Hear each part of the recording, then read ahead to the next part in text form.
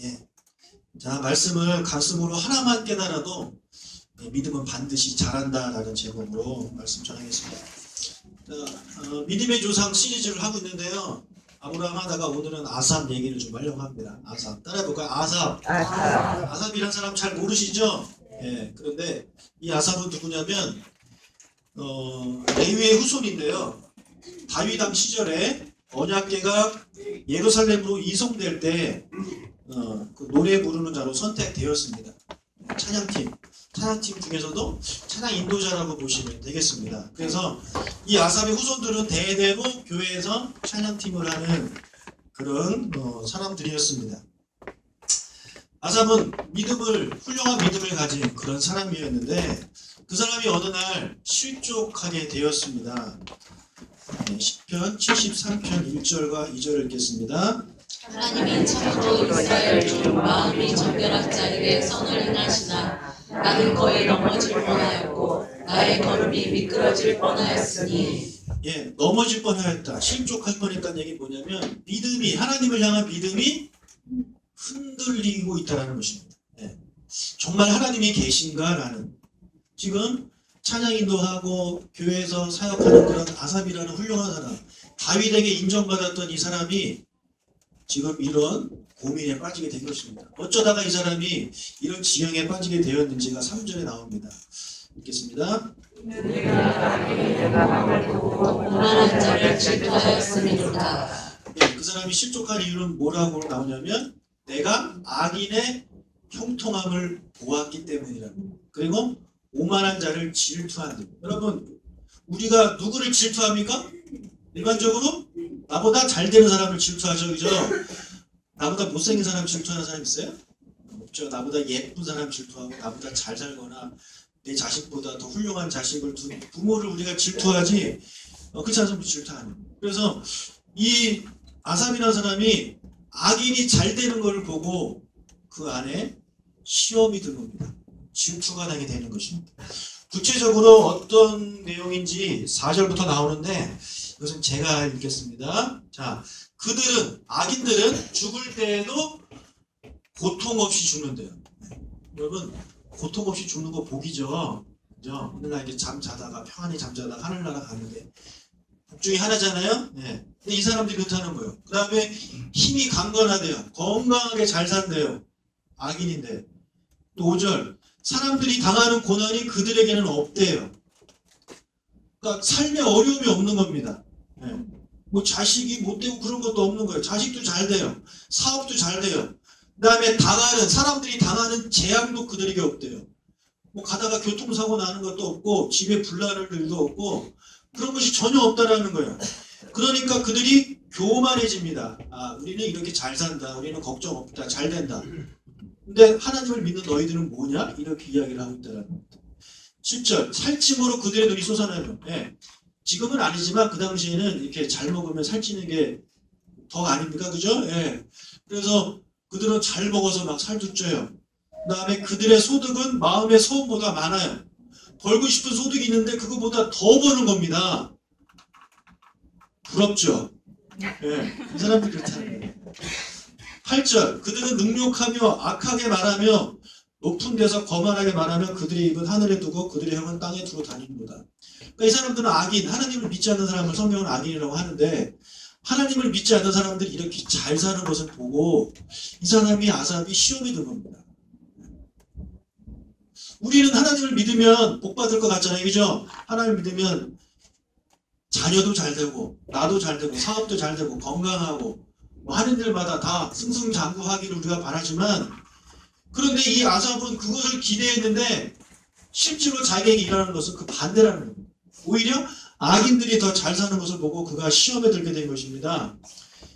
근데 더 나아가서 그렇게 악인들이 잘 되는 것을 보니까 믿는 사람들이 시험이 들어서 어떤 생각을 하게 되느냐. 자, 10절부터인데 제가 읽을게요. 그러므로 그의 백성, 하나님의 백성이 이리로 돌아와서 잔에 가득한 물을 마시며 말하기를 하나님이 어찌하랴? 지존자에게 지식이 있느냐? 이런 얘기를 한다는 겁니다. 여러분, 하나님이 모르는 게 있어요? 하나님 다 아십니다. 그죠? 하나님은 여러분의 형편이나 저 형편이나 모든 것을 다 아셔요. 그런데 시험에 든 사람들은 이런 고백을 한다는 거예요. 하나님이 뭘 알아? 하나님이 계시긴 하는 것이냐? 하나님이 계신다면 과연 이런 일이 나한테 벌어질 수 있느냐라고 시험에 들어서 이런 얘기를 지금 하고 있다는 겁니다. 누가요? 하나님의 백성들. 12절. 볼지어다 이들은 악인들이라도 항상 평안하고 재물은 더욱 불어나는도다. 예. 봐라, 이 사람들은 악인인데 항상 평안하다. 뭐 하는 일마다 다 잘 된다. 그리고 재물은 가면 갈수록 불어나서 큰 부자가 되고 있다라는 것을 그들이 말하고 있습니다.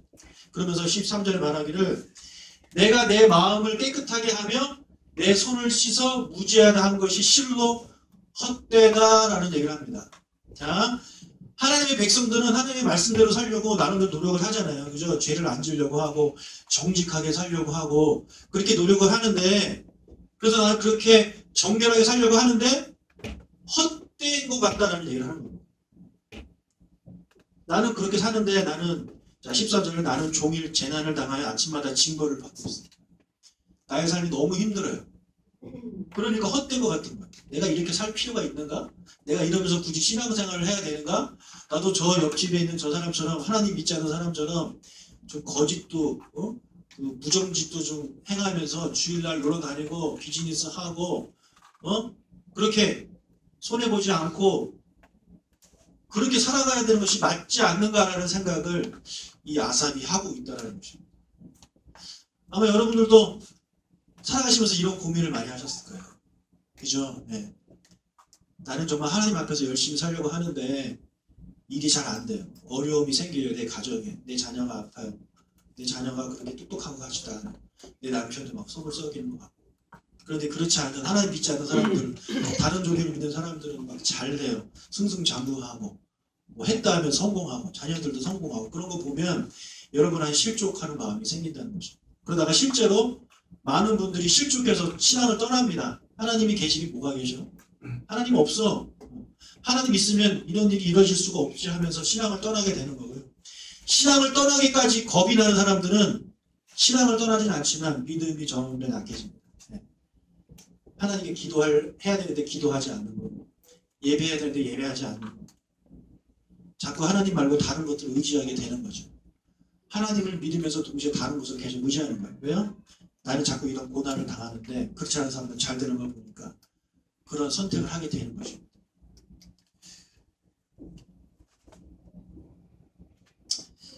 여러분, 아삽이 이런 상황에 처하게 됐습니다. 그래서 너무 집이 바로 직전입니다. 신앙을 떠나기 바로 직전입니다. 예, 그럼 바로 직전이라 이 사람이 이 상황을 이해하려고 얼마나 나름 믿음 있는 사람이니까 얼마나 기도하고 얼마나 이 상황을 이해하려고 노력을 했겠어요. 그런데 그 노력을 하면 할수록 그는 어려움에 빠지게 됐습니다. 16절 읽겠습니다. 내가 어쩌면 이를 할까 하여 생각할 줄 그것이 내게 심한 고통이 되었더니, 예, 더 심한 고통이 있는 거예요. 이것을 이해하려고 하면 할수록. 여러분, 우리가 뭐 굳이 악인, 하나님 믿지 않는 사람과 비교를 하지 않더라도요, 나만 생각해도 내가 하나님 말씀대로 살려고 하는데 그래서 응답받고 그러면 너무 신날 텐데 그렇지 않은 일이 벌어질 때 이런 고민을 많이 합니다. 도대체 무슨 일이 일어나는가? 나에게 뭐가 잘못된 것이야? 그러다가 어떤 결론을 많이 냈냐면 하나님은 없다라는 결론을 냅니다. 하나님은 없어. 하나님은 없어. 또는 나는 하나님의 자녀가 아닌가 봐 라는 생각을 합니다. 하나님은 나를 사랑하지 않는다 라는 생각도 하게 됩니다. 나는 구원받지 못했다 라는 생각을 하게 되는 겁니다. 그렇지 않아요. 땡. 아닙니다. 절대 그렇지 않습니다. 자, 아삽이 이런 문제에 처했는데 이 사람이 이 문제를 어떻게 해결하는지, 어떻게 해결했는지 그 다음 구절이 나오는데요. 17절 읽겠습니다. 하나님의 성소에 들어갈 때야 그들의 조문을 내가 깨달았나이다. 어디에 들어갈 때요? 성소에 들어갈 때. 하나님의 성소. 자, 하나님의 성소는 무엇을 의미합니까? 하나님의 임재죠. 하나님이 계시는 곳입니다. 아버지 집이에요. 지금은 굳이 따지자면 교회라고 합시다. 자, 교회에 그가 와서 깨달았대요. 근데 교회 여러분 왜 와요? 예배하러 오죠? 네. 좀 쉽게 말하면 내가 예배 드릴 때에 라고 해석을 해도 무방합니다. 또는 내가 기도할 때에 라고 보셔도 되고, 찬양을 하든지 내가 하나님과 교제할 때, 그때에 내가 깨달았다는 거죠. 여러분, 우리의 인생에 풀리지 않는 그런 수수께끼의 답은요, 어디에 있냐면 아버지 앞에 올 때 그 문제가 풀리는 것입니다. 그래서 이런 표현도 있어요. 예수님이 문제의 해답이라는 표현이 있는데 같은 맥락의 이야기입니다. 우리가 하나님 앞에 나오면, 예배에 나오면, 찬양 가운데 나오고 기도 가운데 나오면 하나님이 여러분한테 그 깨달음을 주십니다. 그걸 깨닫게 되는 거예요. 자, 그런데 일반적으로요, 사람이 살다가 신앙생활 하다가 실족하게 되면 어떤 반응을 보입니까? 가장 먼저 예배 안 드립니다. 예배 시간에 늦게 오고 일부러 천천히 가든지 뭐 이런저런이 만들어서 그렇게 되게 되어 있어요. 실족하면, 믿음이 약해지면 제일 먼저 빼먹는 게 그 예배라는 거죠. 자, 아삽은 찬양 인도자이기 때문에 어쩔 수 없이 교회에 갔던 것 같아요. 어쩔 수 없이. 그죠? 여러분, 제가 시험 들었다고 교회 안 오면 되겠어요? 여러분, 목사는 시험 들어도 교회 와야 돼요. 그죠? 근데 저는 그게 뭐가 감사하냐면 제 직업이 목사이기 때문에 저는 매주 교회 오는 게 저는 감사합니다. 제가 만약에 목사가 아니었다면 저도 실족했으면 교회 안 왔을지도 몰라요. 그러면 저는 악순환이 시작되는 겁니다. 악순환. 특히 교회 오기 전에 우리 와이프랑 싸우면 정말 교회 오기 싫어요. 게다가 왜 교회 오기 싫겠어요? 설교하기 싫거든요. 여기 우리 아내가 앉아있는데 제가 이 앞에서 조금 전까지 싸우고 왔는데 이 앞에 서가지고 제가 설교를 한다는 게 여러분 쉽겠어요? 어렵겠어요? 그거 안 해본 사람은 몰라요. 저는 그래서 아내가 싸우고 온 날은 아내가 앉아있을 때 1부 예배와 아내가 없을 때 2부 예배는 달라요. 2부 예배 때는 자유가 넘치고요, 막 기쁨이 넘쳐요. 행복해요. 1부 때는 힘들어요. 근데 해야 돼요. 어쩔 수 없이. 근데 놀라운 거는 와서 예배 드리면요, 그런 마음이 다 없어집니다. 예배 끝나면 제 안에 미안한 마음이 생겨요. 예배 드리기 전까지는 내가 잘못했냐, 네가 잘못했지 이런 생각을 갖다가도 예배 드리고 하나님의 음성 듣고 그러면 내가 잘못한 거예요. 그러니까 저는 직업이 그렇다 보니까 어쩔 수 없이 매주 와야 되니까 와가지고 그런 문제들이 해결받는 거예요. 그래서 목사님들이 그렇게 은혜를 받고 사는 것 같아요. 여러분들도 마찬가지로 저는 생각을 합니다. 문제 있을 때, 싸울 때마다 교회 빠지면 풀어지는데 교회 오면 1시간이면 해결될 거가 한 달, 2달, 1년 가고 결국에 이상한 그 결말까지 가게 되는 경우가 많이 있다는 거예요. 여러분, 시험 들면 들수록 예배 자리에 오셔야 돼요. 예배 자리에 오셔야 돼요. 예배 자리에 오시면 하나님께서 여러분의 그 문제를 해결해 주실 줄로 믿습니다. 자, 근데 그가 깨달았는데 무엇을 깨달았느냐? 그들의 종말을 깨달았다. 그들이 누굽니까? 악인의 종말을 그가 깨닫게 된 것입니다. 자, 그들이 지금은 잘 먹고 잘 살아도 결국에는 어떻게 되느냐? 저렇게 되는 거다라는 걸 깨닫게 된 거예요. 그가 깨닫는 것이 이제 두 가지 깨달음이 있는데, 하나는요, 지금 이 사람이 고민하는 거는 악인과 자기 자신의 그런 그 거리감 때문에 고민하고 있잖아요. 그래서 악인의 결말을 깨닫게 되고, 또 하나는 자기 자신을 깨닫게 됩니다. 그래서 먼저 악인에 대해서 깨달음을 말씀을 하면 읽겠습니다. 주께서 참으로 그들을 미끄러운 곳에 두시며 파멸에 던지시니 그들이 어찌하여 그리 갑자기 황폐되었는가 놀라울 정도로 그들은 전멸하였나이다. 주께서 참으로 한 번 더 읽으세요. 자, 성전 가운데 와서 이 사람이 제 생각에 환상을 좀 본 것 같아요. 근데 무엇을 봤냐? 그들을, 악인들을 미끄러운 곳에 두시며 파멸에 던지시고 그들이 놀랄 정도로 전멸했다.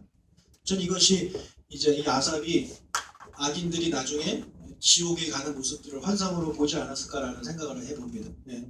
여러분 우리가 무정에게 이렇게 던져지잖아요. 악인들은. 네. 하나님 믿지 않는 사람들은 그들의 결국은요. 이 세상에서 죽게 되면 무적에게 던져지는 거예요.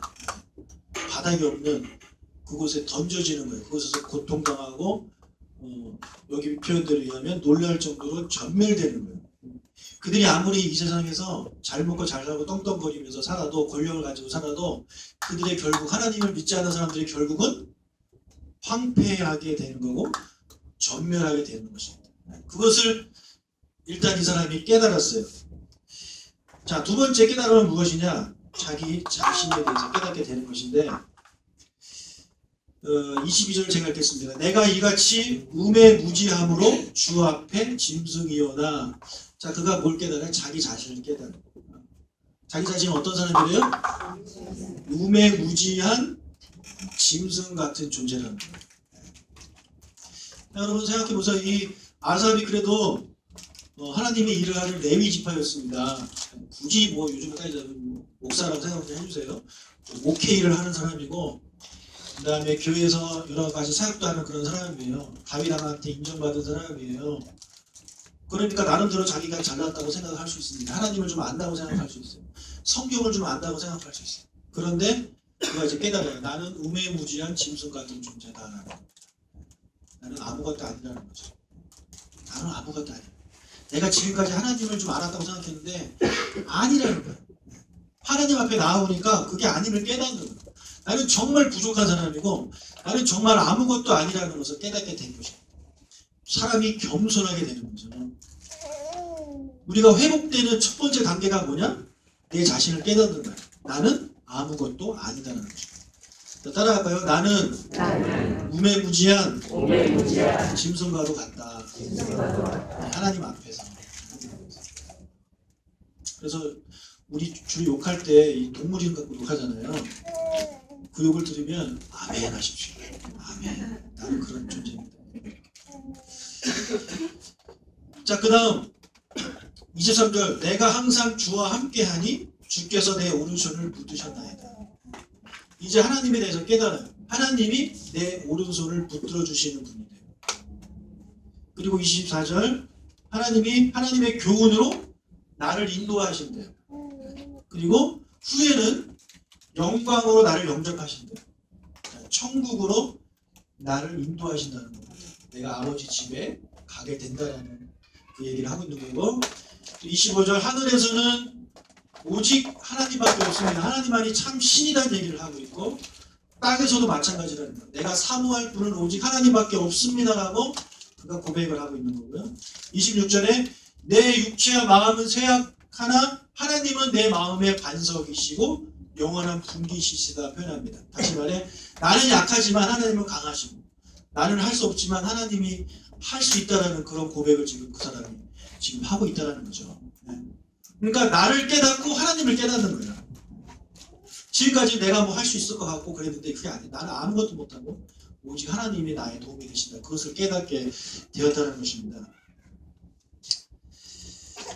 여러분 근데 지금 아삽이 깨달은 것은요 새삼스러운 게 아닙니다.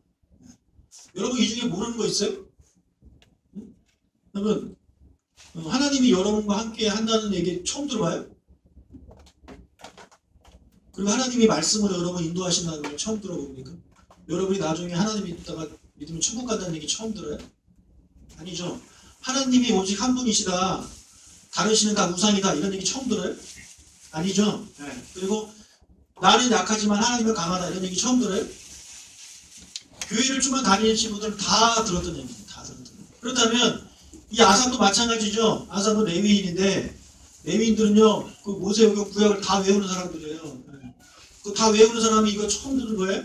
아닙니다. 그가 이미 알고 있었어요. 어릴 때부터 알고 있어요. 그런데 깨닫게 되는 거죠. 깨닫는 거. 여러분 아는 것과 깨닫는 거는요 완전히 별개입니다. 아는 거는 머리로 아는 거예요. 머리로 알아요. 깨닫는 거는 가슴으로 마음으로 깨닫는 겁니다. 여러분 많이 알게 되면 사람은요 교만하게 돼요. 뿐입니다. 그 중에서 하나만 깨달으면 사람은 변합니다. 오늘 우리 수료원 했는데 이분들 많은 걸 배웠어요. 많은 걸 배웠을 거예요. 처음 듣는 것도 많이 있었을 거죠. 그런데 그 중에 하나라도 깨닫는 게 없다면 그냥 아는 것에서 끝나는 거예요.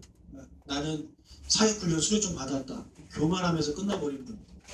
그 중에 하나만 깨달으면 어떤 결론이 가야 되냐면 내가 하나님의 사역자로 내가 살아야 되겠구나. 그걸 깨달으면 되는 거예요. 그거 하나 깨달으라고 몇 달 동안 이 훈련을 한 겁니다. 제가 아까 우리 예솔이 그 연주를 들으면서 참 제가 감동을 받았는데, 여러분 제가 이 노래 처음 듣는 거 아닙니다. 당신이 지쳐서 누군가 기도하고, 한두 번 불러본 노래도 아니고요. 엄청나게 어릴 때부터 부르고 연주도 많이 듣고 그랬던 것인데, 오늘 제가 이 노래 아까 딱 듣는데 눈물이 좀 이렇게 나면서 정말 감동을 받았어요.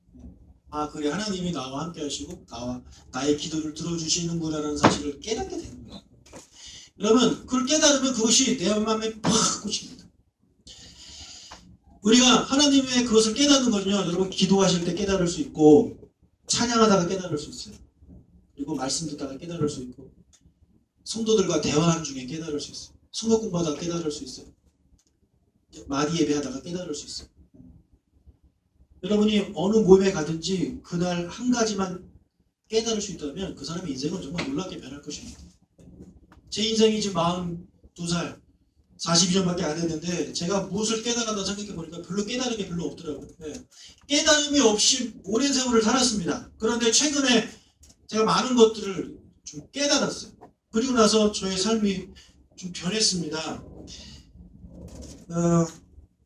여러분, 제가 대학 다닐 때 시편 37편 말씀을 가지고 큐티하다가 깨달아서 그 말씀의 의미를 깨달아서 제가 목회의 길로 간 거 제가 몇 번 말씀드렸습니다. 여러분, 시편 37편 제가 뭐 한두 번 읽었겠어요? 근데 어느 날 큐티하는 가운데 그 말씀이 나한테 탁 꽂히는 거예요. 내가 하나님 기뻐하시는 일을 해야 되겠다라고 생각하고 결단하는 거죠. 결단. 자, 그 다음부터 제가 느낀 것이 무엇이냐, 최근에 깨달은 것이 뭐냐면, 하나님은 나의 아버지라는 사실입니다. 이 얘기 처음 들어요? 아니죠? 저도 이 얘기 어릴 때부터 들었어요. 주기도문 그렇게 수없이 하고. 그런데 그냥 그래, 하나님 내 아버지야. 그냥 알기만 했어, 알기만. 그런데 제가 유학 가서 이것이 정말 무슨 의미인지 제가 깨달았어요. 하나님은 정말 나의 아버지구나. 아마도 제가 결혼해서 아빠가 돼서 그런지 모르겠지만, 아빠가 되고 한참 뒤입니다. 그것도. 어느 날 갑자기 예배 드리는데 우리 목사님 말씀 듣는데 하나님이 나의 아버지라는 사실이 그렇게 내 안에 확 와닿는 거예요. 또 제가 하나님에 대해서 다시 생각하게 됐어요. 하나님은 우리가 어릴 때부터 생각하는 하나님은 좀 무서운 하나님이거든요. 하나님은 무섭고 예수님은 되게 사랑이 많고, 그래서 하나님은 되게 좀 무서운 그런 존재였는데, 그게 아니라는 사실을 깨달았습니다. 하나님은 나의 아버지라는 사실이죠. 그게 내 마음속에 팍 와닿부터 하나님이 나의 아버지라는 걸 깨달으니까 내가 하나님의 아들이라는 깨달음도 자동으로 이해가 되는 거예요. 나는 하나님의 아들이라는 거예요. 그러니까 이 기도가 뭔지 깨닫게 되는 거고, 예배가 뭔지 깨닫게 되는 거예요. 여러분, 예배는 뭐냐면 하나님 아버지 만나러 가는 겁니다. 아버지 만나러 가는 거야, 아버지. 그래서 아버지 만나러 가는 내 모습을 보니까 예배 시간이 너무 지겹고 가기 싫고, 가면 자고. 그럼 저는 부목사 때도 예배 시간 많이 졸았어요. 그래서 예배 시간에 조는 분들 저 이해합니다. 목사도 졸았는데 성도가 졸으면 당연하죠. 근데 너무 대놓고 자지 마세요. 저도 다른 목사님 몰래 졸았지 막 대놓고 잠그지는 않았어요. 아무튼 그래요. 그래서 예배 시간이 막 지루하고 그러는 거예요. 그러니까 이해가 안 되는 거죠. 여러분, 우리가 아버지 집에 가는데, 아버지 집에 간다고 하니까 여러분, 결혼해가지고 아버지 집에 가는 그런 거 생각하지 마세요. 성경은 하나님 우리 보고 아빠라고 부르라고 얘기합니다. 그죠? 아빠. 그러니까 어린아이가 아빠를 만나러 가는 거예요. 아빠를 만나. 제가 참 좋아하는 영상이 하나 있는데, 제가 유학할 때 공부하고 딱 집에 가는데 기쁨이가 그때 한 2살인가 막 그랬어요. 근데 저를 보고 아빠 하면서 뛰어오는 그거를 이제 엄마가 찍은 게 있는데, 저는 그 영상을 너무 좋아해요. 지금은 애가 안 그래요. 도망다니는데 그때는 나도 좀 추억을 먹고 사는 것 같아요. 그래서 요즘 막 수아가 막 나한테 안기는 거 보면 그때 생각나가지고 참 좋은데, 수아도 항상 그러면 알지. 기분 좋을 때만 그러는데 여자들은 다 그런 거예요. 네, 그래서 그것이 바로 예배 드리러 가는 자들의 모습이라는 거죠. 아빠 만나러 가는 거야.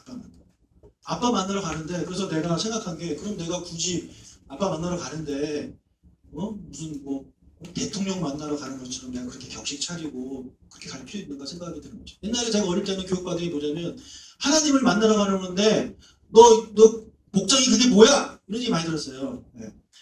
자, 우리가 대통령 만나러 가도 우리가 최대한 갖추고 가는데, 하늘의 왕이신 하나님을 만나러 가는데 너 그게 복장이 그게 뭐야? 네. 많이 혼났거든요. 좀 그게 맞다고 생각했어요. 그렇지, 하나님이 하늘의 왕인데. 그래서 제가 깨달은 뭐냐면, 그 하늘의 왕이신 하나님이 내 아빠라는 거예요. 그죠? 아빠니까 내가 아빠 만나러 가면 편히 가겠더라고요. 그래서 제가 양복을 안 입겠다고 한 겁니다. 내가 아빠 만날 때마다 양복 입고 가지 않잖아요. 편하게 가잖아요. 편하게. 때로는 체육복 입고도 하고 반바지 입고도 가고. 아빠니까. 여러분, 교회 오실 때 아빠 만나러 오시는 거예요. 네. 그래서 이 예배 시간이 이해가 되면서, 성경에 또 뭐라고 말하냐면 시편의 100편에 우리가 기뻐함으로 즐거움으로 아버지 앞에 나아가래요. 예배 시간은 그렇게 즐겁게 아버지께 나아가는 거죠. 그래서 예배 시간은 즐거워야 돼요. 왜? 아빠 만나는 시간이니까. 그래서 우리 교회 예배는 저는 기쁨이 넘치는 예배가 정말 되기를 바랍니다. 여러분, 자꾸 과거에 드렸던 교회의 그런 거 자꾸 영향을 받으셔가지고 자꾸 과거로 돌아가려고 하는 그런 습성이 인간에게는 있어요. 아니에요. 우리 개혁교회는 날마다 개혁교회. 아버지가 기뻐하시는 예배를 드리고, 그리고 하나님의 아버지고 나는 그의 자녀니까 우리 교우들, 성도들하고 관계도 이해가 되는 거죠. 우리는 뭐예요? 형제 자매. 말로만 형제 자매, 호칭이 없어서 형제 자매 한 게 아니라 진짜 형제 자매라는 거예요.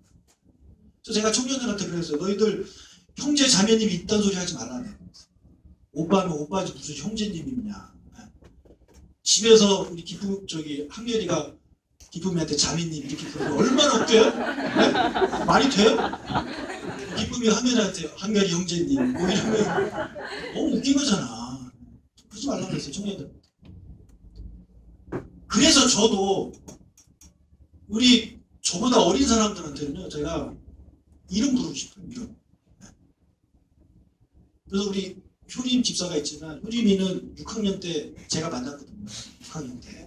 그래서 현애야 막 그랬는데, 우리 교회 와가지고 내가 현애야 계속 그러니까 기쁨이 엄마가 그래도 집사님 현애가 뭐냐. 그래서 내가 어쩔 수 없이 현애 집사님 하는데 전 불만입니다. 동생인데 무슨 집사님. 그래서 내 현애야 미안 효림아 이러면 여러분 이상해요? 저는 저보다 어린 사람한테 좀 그렇게 부르고 싶어요. 이승민 집사님 몇 년생이죠? 74년생. 내가 형이네? 승민아. 기분 나쁘십니까? 안 나쁩니다. 네. 말씀 저렇게 하셔도 방위가 대인님한테 그렇게 하면 좀 기분 나쁘시는데. 네. 그리고 저보다 언니 오빠 되시는 분들한테는 뭐 괜찮아요. 집사님 장모님 불러도 저는 괜찮다고 생각해요. 근데 저 가끔 뭐 누님이랑 그렇게 해요. 이번에 우리 성교 갔는데 거기 목사 호칭 이런 걸 부르면 안 되니까 우리 뭐라고 부를까 막 이렇게 얘기하다가 우리 권사님 60, 50 넘은 권사님들 저한테 오빠라고 부르기 시작했어요. 여러분 생각해 보세요. 60 먹은 분이 나한테 오빠라고 부르는 사람이거든요. 그 이상하더라고요. 제가 누나라고 부르게 낫지. 여러분 형제 자매 그러는 거예요. 그래서 저는 이 대한민국에 왜 이런 호칭이 생겼는지 모르겠어요. 네. 대한민국 무조건 집사님도 안 되면 성도님이라고 부르죠. 성도님이죠. 어떻게 되게 존중해 드리는 것 같은데 그게 주 안에서 우리가 형제 자매라는 사실을 잊게 만들어 버립니다. 마치 회사처럼 회사 가면 과장님 뭐 무슨 님 뭐 사원 이렇게 부르는 것처럼 교회도 그렇게 돼가는 것 같아요. 우리 형제 자매인데 굳이 중기야?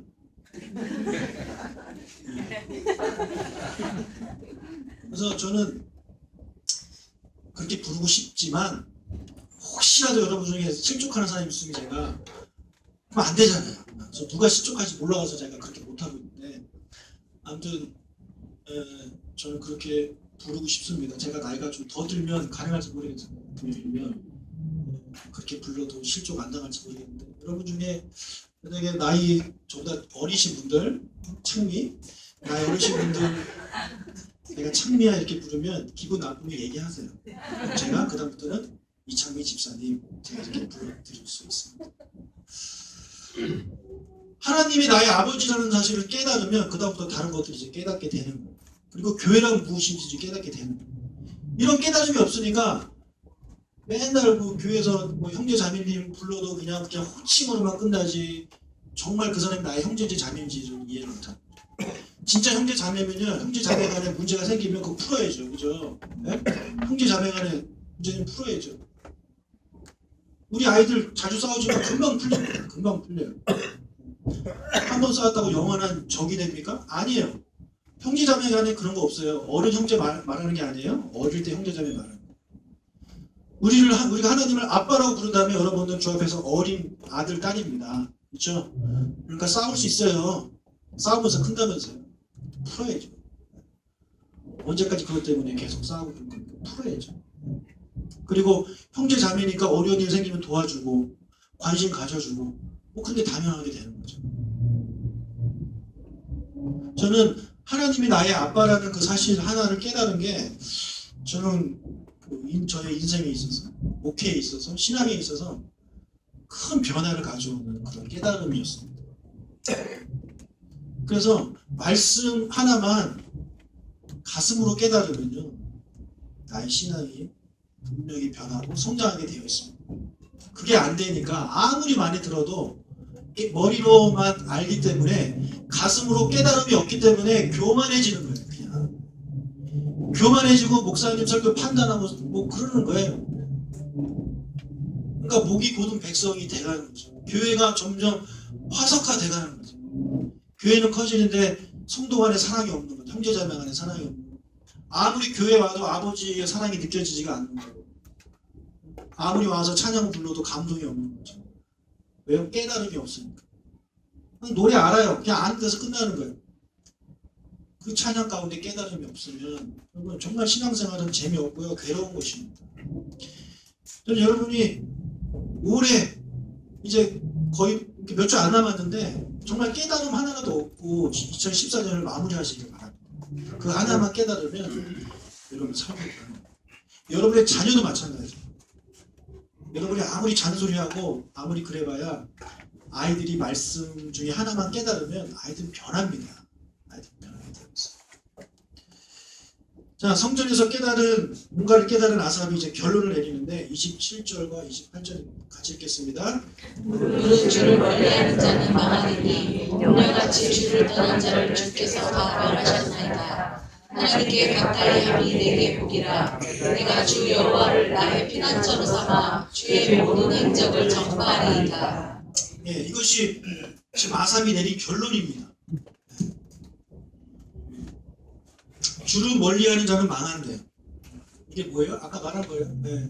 악인들의 결말은 망하게 된다. 결국에는 망하게 된다. 여러분 지금까지 아삽은 가까이만 봤습니다. 지금 당장만 봤어요. 지금 당장 이 사람의 형편을 보고 지금 당장 나의 모습을 보고 지금 당장 봤더니 이 사람은 행복해 보이고 나는 불행해요. 당장 봤더니 이 사람은 잘 살고 나는 못 살아요.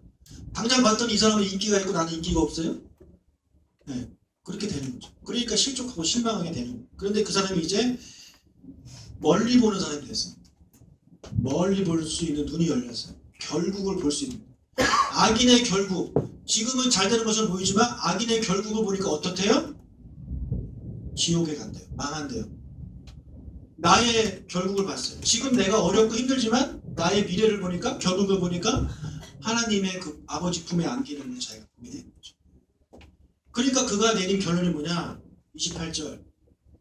하나님께 가까이 하는 게 복이라는 겁니다. 왜요? 하나님께 가까이 하면 결국에 나의 미래는 그렇게 되기 때문이라는 거죠. 지금 하나님을 가까이 하지 않고 살고 있는 사람은, 악인들은 지금 이렇게 잘 살아도 결국에 그렇게 되는 것을 그가 봤기 때문에, 아, 정말 복은, 진짜 복은 내가 잘 먹고 잘 살고 건강하게 사는 게 복이 아니라 하나님을 가까이 하는 게 복이구나. 그거를 이제 깨닫게 됐다라는 거죠. 자, 이것을 깨달았으니까 더 이상 아삽은요, 주변의 사람들의 그런 성공을 보고 배아파하거나 질투하거나 그런 사람에서 이제 벗어나서 멀리 보고 하나님을 가까이 하려고 하는 그런 삶을 사는 사람이 되었다는 것이죠. 저는 여러분이 이 아삽처럼 이런 고백을 하시고 하나님께 가까이 하려고 노력하시는 저와 여러분 되시길 주의 이름으로 축복합니다. 아멘. 기도하겠습니다. 하나님, 우리가 수많은 말씀을 듣고 또 많은 또 공부도 하고 그렇게 하지만 우리 안에 그것이 머리로만 이해가 되어지고 끝난다면 우리의 믿음은 자라지 않게 되고 오히려 그것이 우리를 넘어뜨리게 만드는 교만함의 시작이 될 것입니다. 하나님, 이제는 우리가 그 들은 말씀 중에, 배운 말씀 중에 하나라도 내 마음속에 깨닫는 것이 있게 하여 주시옵소서. 그래서 그 깨달은 것을 가지고 새롭게 살아가는 주의 백성들이 되도록 축복하여 주시옵소서. 하나님, 내가 깨닫지 못하면 아무리 주위에서 말을 해줘도 이해를 못합니다. 주님, 이곳에 있는 아버지의 귀한 아들과 딸들 불쌍히 여기시고 이제는 깨닫게 하옵소서. 하나라도 깨닫게 하옵소서. 그래서 하나님이 누군지를 깨닫고 나는 어떤 존재인지 깨닫고 그건 내가 어떻게 살아야 되는지를 깨달을 수 있는 그런 귀한 우리 주님의 사랑하는 아들과 딸들이 되도록 아버지 축복하여 주십시오. 하나님, 이제 또 한 주일을 살아가려고 합니다.